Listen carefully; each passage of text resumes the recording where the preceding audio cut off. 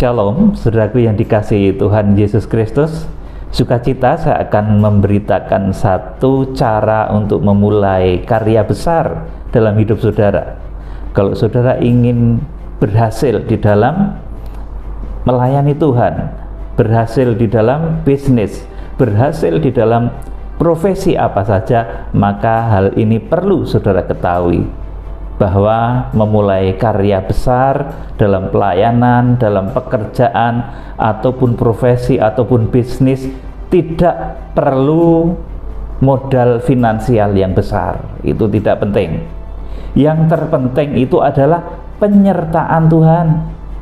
Saudaraku yang dikasihi Tuhan, dengan penyertaan Tuhan, saudara disertai oleh Tuhan, maka modal sekecil apapun, apa yang berada di tangan saudara itu akan bisa diubah oleh Tuhan menjadi mukjizat yang besar.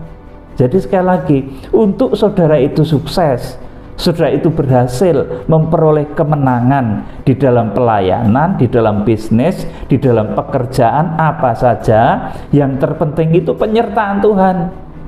Saudara, itu modal terutama. Dengan penyertaan Tuhan itu, maka modal sekecil apapun yang saudara miliki akan bisa diubah menjadi mukjizat yang besar. Kita akan belajar dari Keluaran pasal 4 ayat 1 sampai 5. Ini ketika Musa diutus. Musa itu juga nggak punya apa-apa. Yuk kita akan baca saja. Keluaran pasal 4 ayat 1 sampai 5. Lalu sahut Musa, bagaimana jika mereka tidak percaya kepadaku dan tidak mendengarkan perkataanku, melainkan berkata, Tuhan tidak menampakkan diri kepadamu. Tuhan berfirman kepadanya, apakah yang di tanganmu itu? Jawab Musa, tongkat. Firman Tuhan, lemparkanlah itu ke tanah. Dan ketika dilemparkannya ke tanah, maka tongkat itu menjadi ular, sehingga Musa lari meninggalkannya. Amin. Saudaraku, Tuhan berkata, dengan modal apa? Musa berkata, bertanya kepada Tuhan, dengan modal apa saya ini bisa melayanimu dengan baik ya Tuhan, bahkan untuk menghadap Fir'aun, raja besar itu. Tuhan kemudian berkata, apa yang ada di tanganmu? Saudara, kalau saudara sedang ingin menyusun satu pelayanan yang besar, saudara ingin menyusun bisnis yang besar, Tuhan tidak berkata macam-macam, tapi Tuhan ngomong, apa sekarang yang ada di tanganmu? Itu akan diubah oleh Tuhan menjadi mukjizat yang tidak pernah saudara sangka, dan saudara akan menjadi terkejut. Kalau saudara betul-betul disertai oleh Tuhan, maka apa yang ada di tanganmu itu akan berubah menjadi mukjizat. Pelayananmu akan disertai oleh Tuhan, pekerjaanmu akan dibuat berhasil oleh Tuhan, bisnismu dibuat berhasil oleh Tuhan. Jadi apa yang ada di tanganmu? Tuhan berkata, Tuhan berfirman kepada Musa, apa yang ada di tanganmu itu? Jawab Musa, tongkat. Cuma tuh punya tongkat.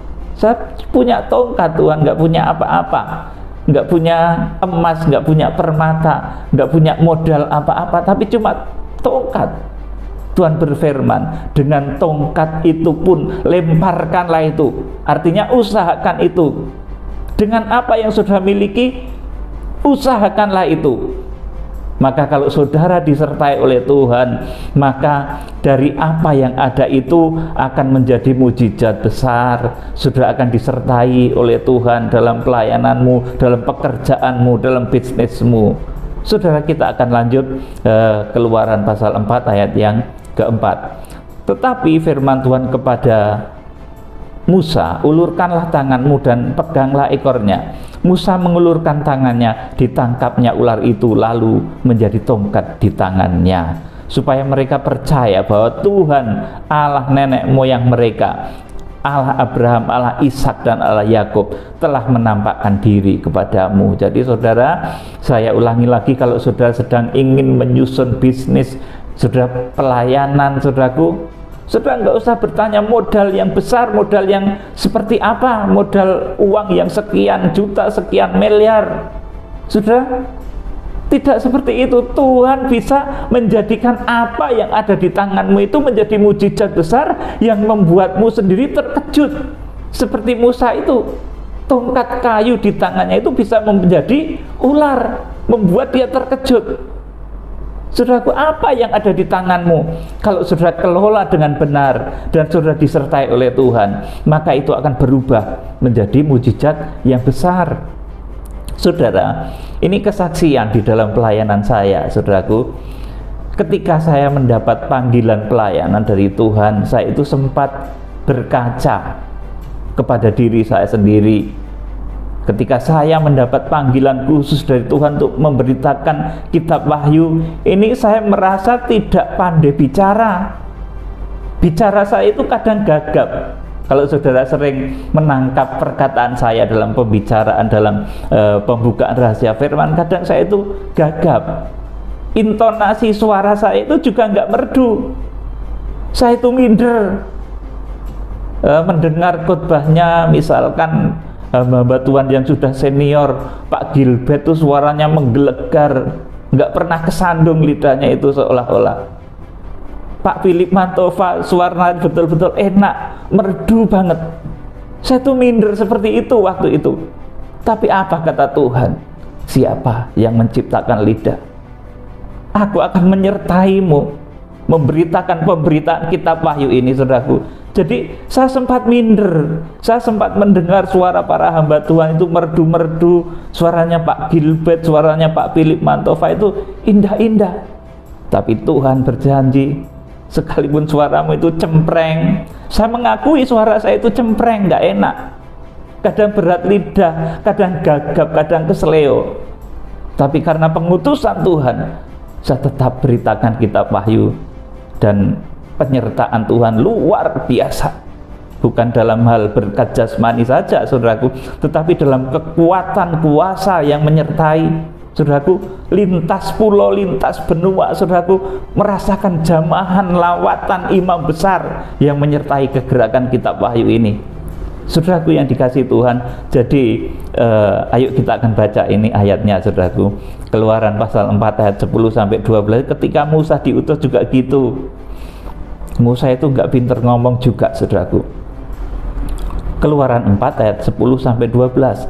Lalu kata Musa kepada Tuhan, Tuhan, aku ini tidak pandai bicara, dahulu pun tidak, dan sejak engkau berfirman kepada hambamu pun tidak, sebab aku berat mulut dan berat lidah. Tetapi Tuhan berfirman kepadanya, siapakah yang membuat lidah manusia? Siapakah yang membuat orang bisu atau tuli, membuat orang melihat atau buta? Bukankah aku, yakni Tuhan? Oleh sebab itu pergilah, aku akan menyertai lidahmu dan mengajar engkau apa yang harus kau katakan. Amin. Saudaraku, jadi ini saya memberikan satu kesaksian, juga motivasi pada saudara. Saudara yang sedang membangun bisnis, itu saudara jangan terlalu terpancang dengan modal besar, harus cari utangan, hutang sana sini, nanti saudara akan malah terjerembab ke dalam hutang tersebut. Apa yang ada, yang saudara miliki saat ini, Tuhan katakan, apa yang ada di tanganmu itu lemparkanlah, usahakanlah. Apa yang ada di tanganmu saat ini, kerjakan. Maka dengan itu Tuhan akan memberikan keberhasilan yang luar biasa kepadamu. Kiranya Tuhan memberkati. Salam penuaian, salam kegerakan kitab Wahyu. Tuhan Yesus Kristus, pemimpin agung kegerakan kitab Wahyu, memberkati saudara. Haleluya. Amin.